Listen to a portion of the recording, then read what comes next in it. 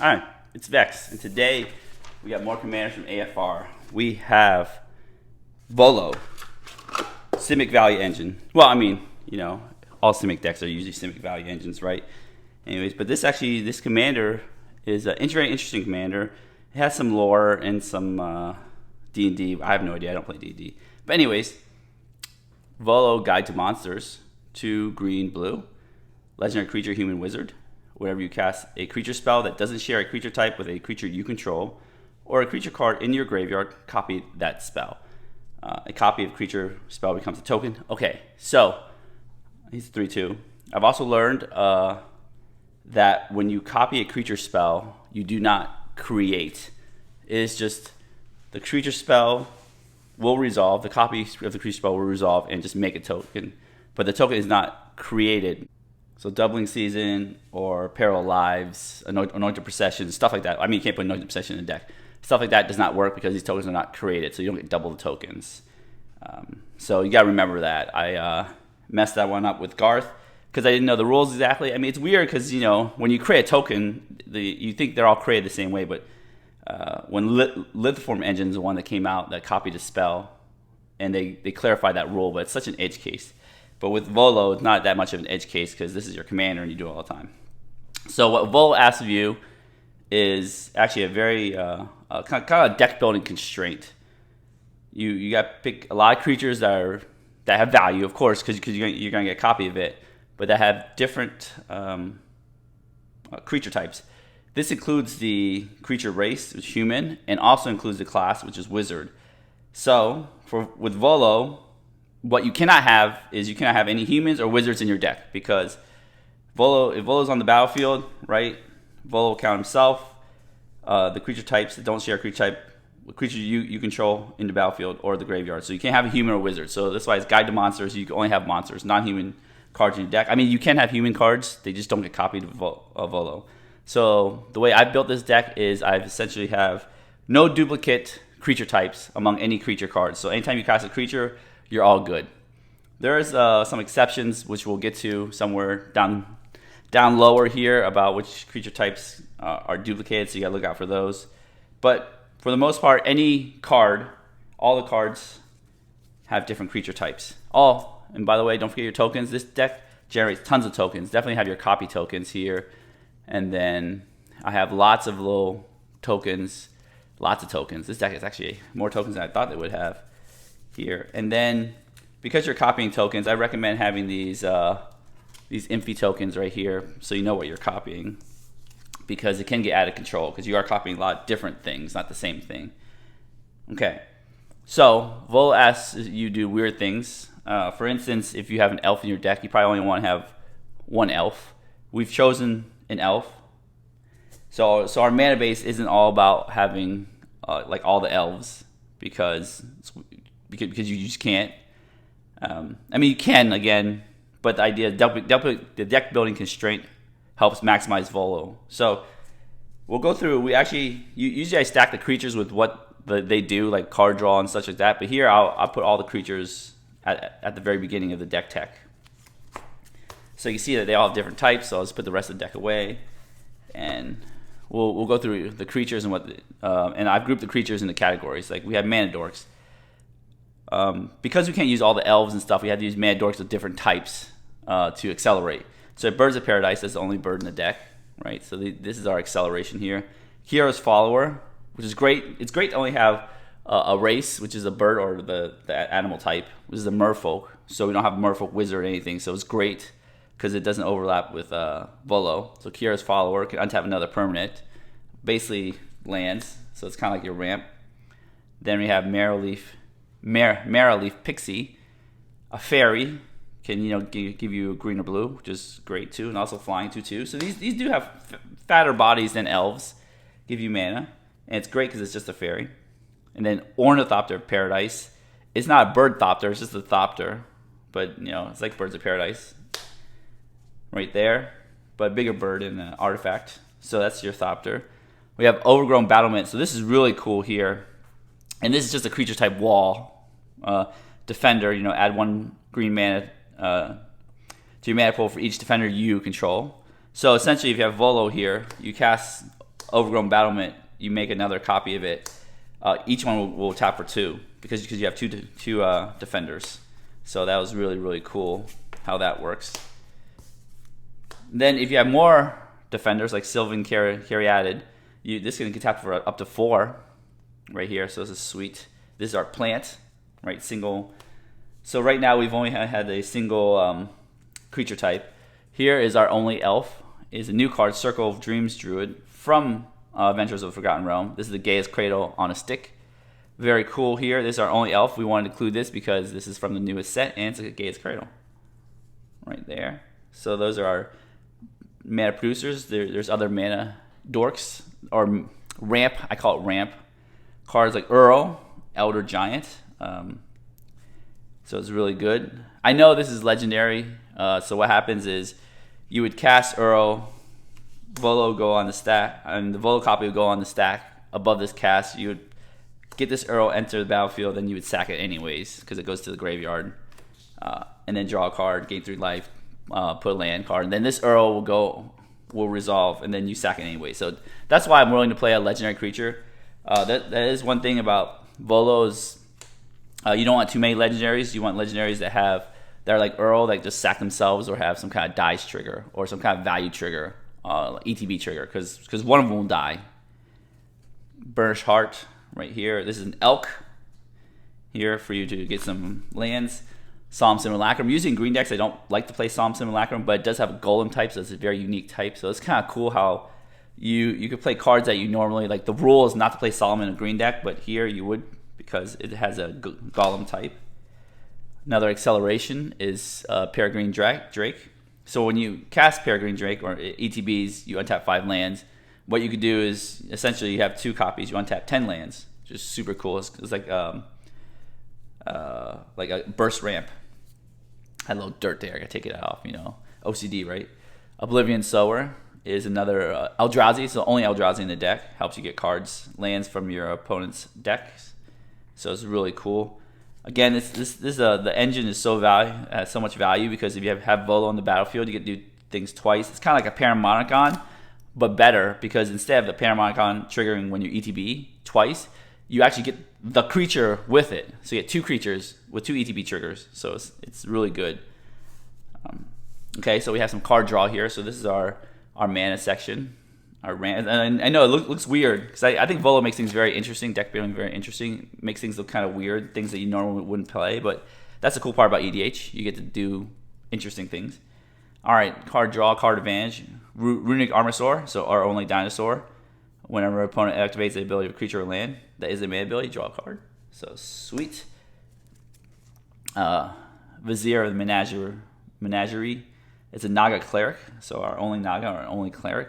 Naga is like a snake, I guess. You may look at the top card of your library anytime. You may cast it at the top card of your library as a creature card, which gives us a little card advantage, and spend any mana. So that's good there. We have Mold Drifter, so I checked it up. Is if you cast Mold Drifter for evoke cost with Volo on the battlefield, you will have to evoke and sacrifice the copy as well, because the copies all characteristics of that spell. So just remember, you don't get to keep the second Mold Drifter. But it's our only elemental, draw 2 cards. Orin Frostfang is a snake. I was thinking about Orin Frostfang or Secure Tribe Elder. I think Orin Frostfang is really cool. It gives everybody Death Touch, but the cool part is, whenever a creature you control deals combat damage to player, draw a card. So you get the little extra card draw. And if you have 2 of them, you get to draw tons of cards. And it's hard to remove Death Touch because you got to kill both your Orin Frostfangs to remove Death Touch from your creatures. We have a really cool card, which I can't wait to actually double this, is Wandering Archaic. It's amazing. I think this is gonna be a staple of EDH if it isn't already. If you don't sleep on this card, because now if you have 2 of them, say whenever a opponent casts an instant sorcery spell, they may pay 2. If they don't, you may copy that spell. Wow! Imagine having 2 of that. You get to copy things twice. If they play Swords of Plowshares, they don't pay the 2. You get to source 2 other things. I mean, you lose your Archaic, but you still have another Archaic. So it's insanely good. Our Sphinx, Consecrated Sphinx. Oh man, can you imagine Consecrated Sphinx, 2 Consecrated Sphinx, and it's not legendary. Wow, so 2 Consecrated Sphinx on the battlefield. All right, so these are our card draw here. This is some creature removal, creature bounce effects. We have Mana War, Classic Manamort is a jellyfish, so not very many things are jellyfish. ETB, you know, bounce a creature. We have Tide Spiral Tyrant is a Jin right here. Not a lot of Jins either. You know, whenever you cast a spell, return target permanent to its owner's hand, more bouncing. The Amphimutineer, only Pirate and only Salamander. I love these types, it's so sweet. You exile something, turn it to a 4/3 right there. So bounce removal, we have non-creature removal here. Acidic Slime. I was thinking about including Scavenging Ooze, but I really just wanted the double Acidic Slime trigger here. Destroy artifact, enchantment, or land. It's cool here. We have some little theft here. Kaiga the Tidestar. Now remember, this Kaiga is legendary. I was saying I wouldn't play that many legendaries, but I will play Kaiga because I want Kaiga to die. So whenever it dies, gain control of target creature. So one copy will remain on the battlefield, one copy would steal a creature. So you still end up with 2 creatures, just not 2 copies of the same creature. Kaiga is super good. Only dragon, only spirit. Other removal spells here. Terrestodon. When ETB, destroy up to 3 target non-creature permanents. So you can have Terrestodon enter, you destroy up to 6. So our only elephant in the room. 6 permanents, wow. And if you don't have permanents, you can destroy, I don't know, some lands, I guess. Lands are always an option. Or usually, sometimes what I see is people destroy their own permanents just to get the 3/3 elephant. Now, I know some of these guys, like Terrestodon, would make tokens, but it makes tokens of its own type, so it doesn't intersect right there. A Loyal Guardian, so this is like a little pump. So we have some pump cards here. And I love getting two copies of the same card because obviously in EDH it's a singleton format, but getting 2 is awesome. If you don't know what Loyal Guardian does, at the beginning of your combat on your turn, if you control your commander, Volo, which hopefully you do, put +1/+1 counter on each creature you control, so really pumps your creatures really fast. So it's our only Rhino. Then we have a Zombie God. Now remember, Uro is a Elder Giant, not an Elder God here, so this is our only God, another legendary creature. And this is basically to finish the game off sometimes. Death Touch, whenever it enters the battlefield, double the power of each other creature you control until end of turn. Those creatures gain vigilance until end of turn. So it gives your team a big boost. Now if you 2, you double twice, so you quadruple the power. And the cool part is when Gaiaton Aronis dies or is put into exile from the battlefield, you may put it into its owner's library 3rd from the top. So what you do is you would cast Gaiaton Aronis, Volo's on the battlefield, copy go into play. First, here, doubling your creature's power. The real Gaiaton Aronis will enter the battlefield. You'll choose your legendary rule. What you can do is you just sack this Gaiaton Aronis and put it back into your deck. Back into your deck, right? And then 3rd from the top. Then you can do it again. You got to remember this Gaiaton Aronis has to die for this one to trigger again from the library. But it's cool, so you can just put it back in your library. So that's Gaiaton Aronis there. The legend rule really helps. See, I have to have advantage with my legendary creatures. I have 1, 2, 3 legendary creatures so far. Then I have a seldom played Mercfiend Liege. It's 2 and 3 Simic hybrid. Pumps your green creatures and blue creatures. If they're blue and green, pumps them +2/+2. And then untaps your creatures. But this is really cool. It's a horror. So it's like a little buff horror. End-raised Forerunners. Boar. So it's kind of cool, these creature types. Vigilance, Haste, Trample, Haste. When ETBs, other creatures you control get +2/+2 and gain Vigilance and Trample. So +4/+4 if you have Volo. Really good. There's some token generators here. So a bunch of token generators. Tenorship Dryad. Make Saprolings. So we don't have any Saprolings in the deck, so you don't have to worry about that. But Dryad, this is our only Dryad. Rampaging Baloths. Makes Beast, but it's our only Beast in the deck. Wormcoil Engine. Makes worms, but of course Wormcoil Engine is the only worm in the deck. Hornet Queen makes insects. Hornet Queen's an insect. So you got all these token generators that make either their own token or a different token. I think Tenorship Dryad is the only one that makes a different token than its own type. Insects. Then we have some clone effects here. Shapeshifter is our only shapeshifter. Some clones are shapeshifters, some clones are illusions. Clever Impersonator is a shapeshifter, so you get to copy 2 things. Very super cool. And it's not the creature type you're copying, because that resolves when it enters the battlefield. This is the shapeshifter, is the type you're casting. Spark Double, so this is an illusion here, not a shapeshifter. But be careful if your Spark Double a creature on the battlefield, somehow bounce the original creature or something, then just remember, let's say if I spark double and acidic slime right here, and I bounce the acidic slime to my hand, when I cast it doesn't trigger Volo because acidic slime is on the ooze type is on the battlefield with spark double. So you gotta remember that, those little corner cases. And then we have a little protection here with Team or Sabertooth, our only cat. You may return another creature you control to owner's hand, and then it gets indestructible. So as you can see, we have a bunch of creatures, a bunch of creature types. It's super fun. When you catch a creature, you don't really have to think about it because they're all different types intentionally. Some people will have decks of rare creatures too of the same type in their decks I've seen, but here I've made all individual creature types to make it just so much easier to not have to think about. Look at the board and just make sure you don't have overlapping creature types. Here we have our standard Simic cards, some removal spells. We'll go over this real quick. Palmify, Rapid Hybridization. Again, makes an ape and a frog lizard. You don't have any apes or frog lizards in your deck, so you can always Palmify your own thing. Not a big deal. Rapid Hybridization right here. Croson Grip, very good card here. Beast Within, good removal. Cyclonic Rift, insane removal. Oversimplify, I love this card. I just love exiling things and making one big fractal token. If you have Mana War, you can just bounce the fractal token on your opponent's side. Card draw, Ristic Study, of course. Guardian Project here. Now it only triggers once because your tokens have same name, but it's still good card draw because you're playing a very heavy creature deck. Great Henge. It's a mana rock, but I consider more card draw because I'm using a card advantage because a mana rock costing 9 is pretty crazy. So that's good. Return of the Wild Speaker. You're essentially, the only human you have is Volo. Everything's non-humans. Draw some cards. You give non-human like Overrun. Again, all the cards in your deck are non-humans. So this is usually good even with humans in the deck. This is insane in this deck here.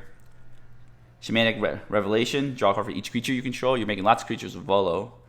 So those are some good card draws there, including your other card draw from your creature slot. Some protection, Lightning Grease, Swiftfoot Boots. You want to protect your commander. Heroic Intervention, you want to protect your commander. Utility cards, Balliad Recovery, here, always good, get stuff back from the graveyard. Then you have Combined Chrysalis. So this is the exceptions I was talking about earlier. It's a new card from Modern Horizons 2, green and blue. Creature tokens you control are flying, which is amazing. Gives all your extra tokens evasion. Then you can sack a creature token, create a 4/4 green beast creature token. Activate only as a sorcery. So now, if you make this token, if you sacrifice a token, you make the 4/4 beast, you're rampaging battle off the beast. So you gotta just take note of that. That's one exception there. Another exception is Zika's Chariot. And I'm willing to make this exception because I love Team or Sabertooth. And Zika's Chariot is 3 and a green. When it enters the battlefield, creates 2/2 green cat creature tokens. Team or Sabertooth is a cat in their deck. So you gotta remember that exception as well too. But the interesting part is whenever it attacks, create a token that's a copy of target creature you control. So it makes more tokens of your tokens. So it's definitely worth it there. Growing Rights Iglamok. So we're in the other ramp, the non-creature ramp. You're playing a lot of creatures. Growing Rights is really good because it turns into Gaia's Cradle on the back end. Right there has the Iglamok Cradle of the Sun. So Gaia's Cradle on the back end. You have your Soul Ring, of course. I do not have Arcane Signet in green decks. I just feel like green decks are so beyond Arcane Signet because artifacts are easier to kill than lands. Abundant Harvest, always good because either land or non-land. Farseek, Nature's Lore, Ramp of Growth, 3 visits. So we have the non-creature ramp here, 2 mana ramp. We want a lot of 2 mana ramp or 1 mana ramp because our commander is a 4 CMC, so we play our commander on turn 3. Growth Spiral, not exactly, could be ramp, but it's ramp card draw. They have some 3 mana ramp because we are a mana hungry deck. Cultivate, Kadama's Reach. Then the lands here, simple lands. You have our 2-color lands, Command Tower, Rejuvenating Springs. I really love in my Simic decks Rimewood Falls. I just love this card because this is the only other card that has a Forest Island type. It can be fetched via Misty Rainforest, Nature's Lore, or 3 visits. So I just love Rimewood Falls. It's just amazing. And I got the Breeding Pool here. Other dual color lands. Here, Waterlogged Grove. I love this because you just turn into a card if necessary. Misty Rain fetch lands. Misty Rainforest can get Rimewood Falls right here, or Breeding Pool depending on your need. Prismatic Vista, Fable Passage. Yavimaya. I love Yavimaya in green decks. It's so good. Castle Garen brings the 2 castles right here. make your creatures cheaper or make Proofs extra green. Scry. Graveyard Hate. This is my only Graveyard Hate in the deck, but at least I have one. Always, at least I have one. I think in the future maybe I'll try to fit 2 or 3. I wanted Scavenging Ooze, but I really like Acidic Slime better. But so I have that. Scavenger Grounds. Wirewood Lodge. I only have 1 elf, but it's worth. The elf is gay as Kratos, so it's worth getting those 2 cards into play. You get tons of mana. War Room, a little extra card draw here, and some basic lands from AFR with the flavor text on there. All right. Anyways, if you enjoy the video, before I do a little gold fishing, give the video a thumbs up, smash the subscribe button, hit the notification bell to get notified for any new videos coming up. Cool stuff's coming up, down the line. I also have my deck list and TCG Player affiliate link in the description below. So we're gonna shuffle this deck up, and we'll be right back. All right, we are back.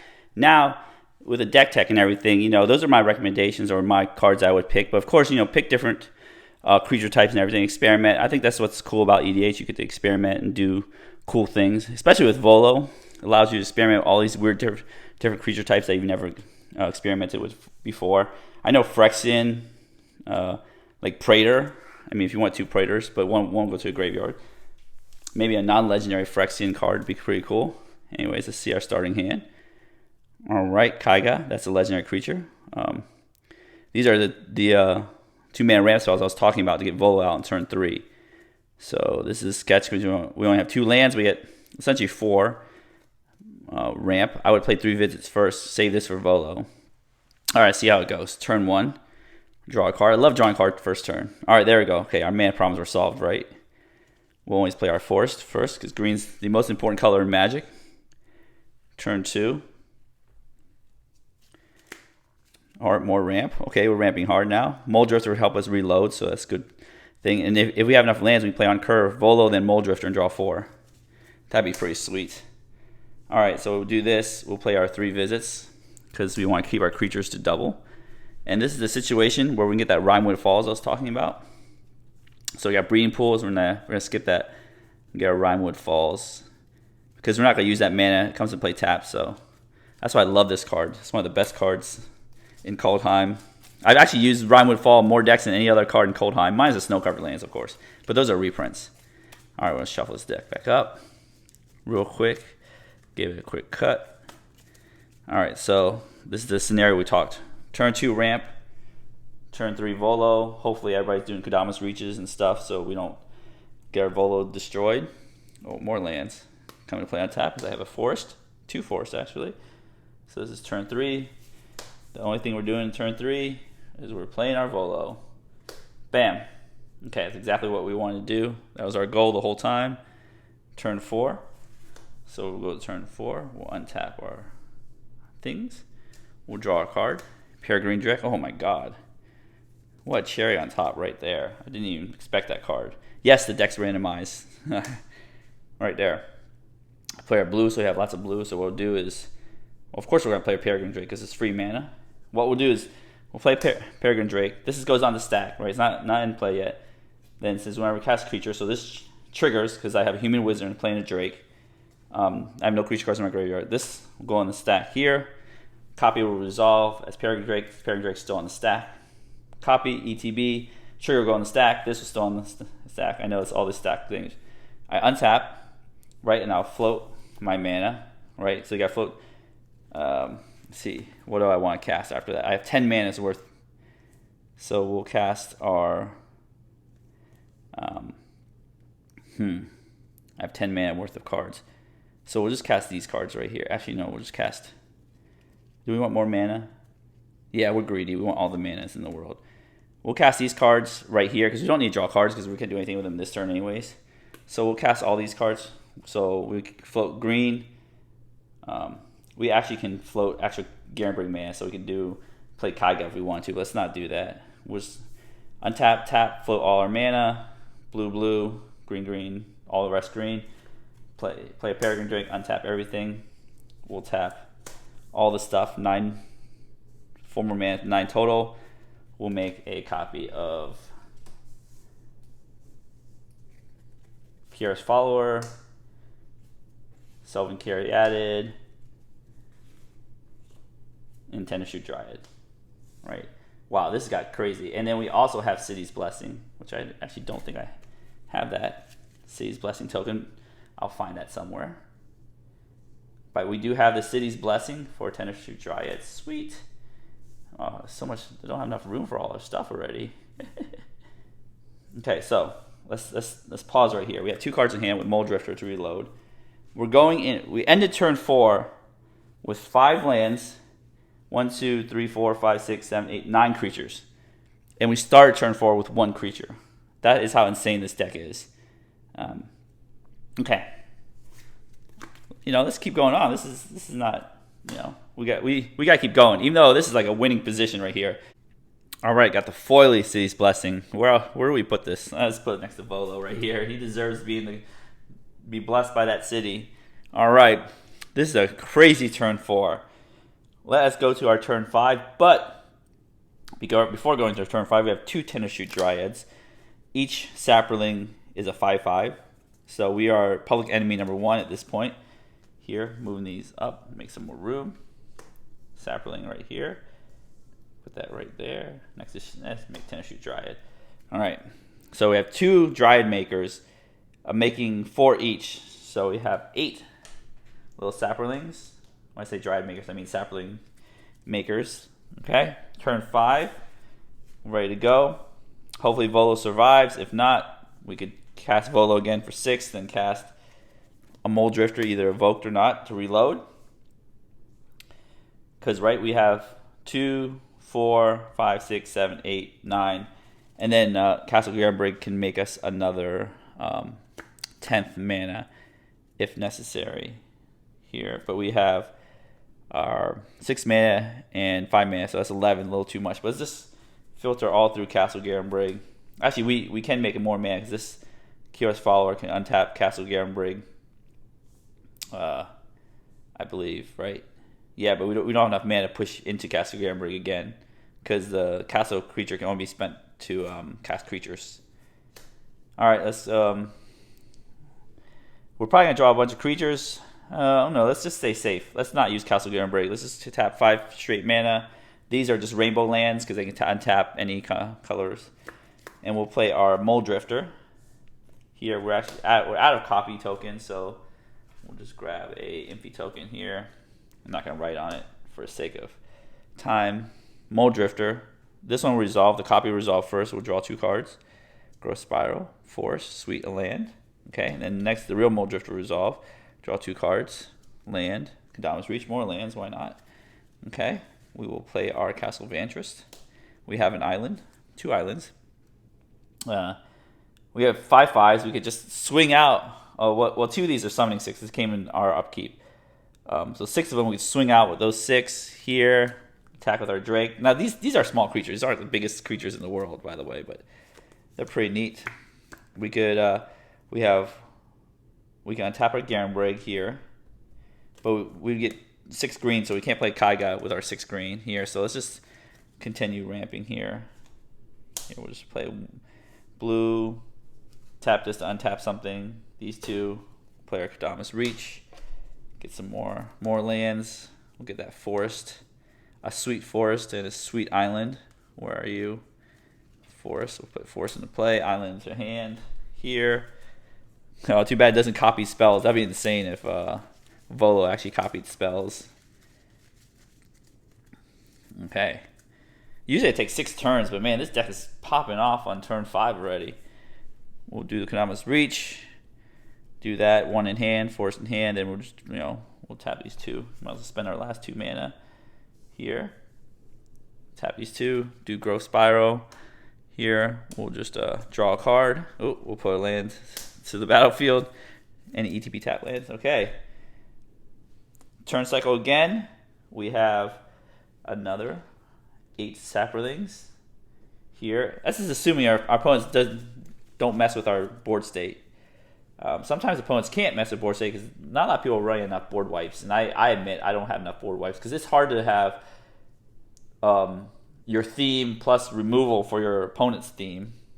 All right, let's take our last turn here. Look at ridiculousness that's happening. We got Kaiga. We draw a card, more ramp. All right, so now we've we've essentially ran out of cards. It does happen sometimes. We still have Kaiga to do cool stuff with. The Tennis Shoot Dryad to do things with. So we could play our Kaiga and then tap our 5 mana here. Play our Kaiga. The copy would die. We'd just sack the copy instead of the real card. Steal something from the opponents. Ramp some more with Nature's Lore. Here. Yeah. Ramp some more wherever. This is grab a forest, so we'll just probably grab our regular forests, whatever. And then hopefully get some more card draw. We did stall out by drawing tons of card ramp with our Mole Drifter, but nothing to do with the ramp. Hopefully we can top deck something good. But our Tennis Shoot Dryad is doing work here. Anyways, this is like super sweet to play. I love making copies. Look at this crazy board state. Love making copies. If you enjoy this video, enjoy this deck tech, give the video a thumbs up again. Smash the subscribe button, hit the notification bell to be alerted for new videos. The deck list and TCG Player affiliate link is in the description below. And as always, have a wonderful day.